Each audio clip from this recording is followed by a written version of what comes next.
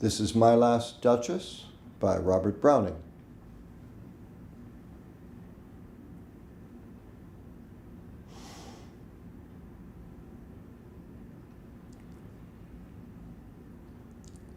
That's my last Duchess painted on the wall, looking as if she were alive.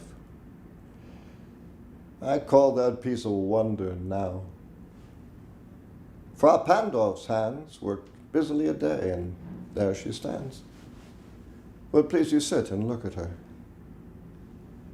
I said Frau Pandolf by design, for never read strangers like you the pictured countenance, the depth and passion of its earnest glance. But to myself they turn, since none puts by the curtain I have drawn for you but I, and seemed as they would ask me, if they durst, how such a glance came there. So not the first are you to turn and ask thus. Sir, 'twas not her husband's presence only called that spot of joy into the Duchess' cheek. Perhaps Frau Pandolf chanced to say, her mantle laps over my lady's wrist too much, or paint must never hope to reproduce the faint half-flush that dies along her throat. Such stuff was courtesy, she thought, and cause enough for calling up that spot of joy. She had a heart, how shall I say, too soon made glad, too easily impressed. She liked whate'er she looked on, and her looks went everywhere. Sir, 'twas all one.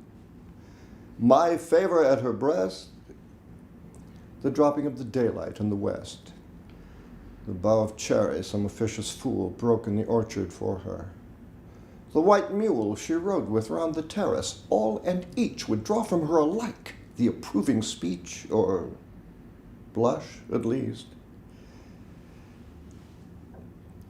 She thanked men. Good. But thanked somehow, I know not how, as if she ranked my gift of a 900-years-old name with anybody's gift. Who'd stoop to blame this sort of trifling? Even had you skill in speech, which I have not, to make your will quite clear to such an one and say just this or that, and you disgusts me.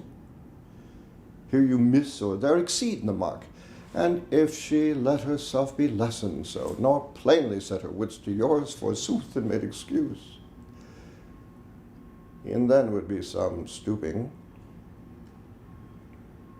and I choose never to stoop.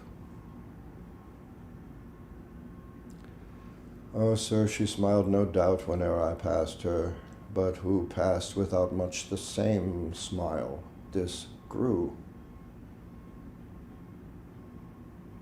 I gave commands. Then all smiles stopped together. There she stands as if alive. Will it please you rise? We'll meet the company below then. I repeat, the Count, your master's known munificence is ample warrant that no just pretence of mine for dowry will be disallowed, though his fair daughter's self, as I avowed at starting, is my object. Nay, we'll go together down, sir. Notice Neptune, though, taming a seahorse. Thought a rarity, which Claus of Innsbruck cast in bronze for me.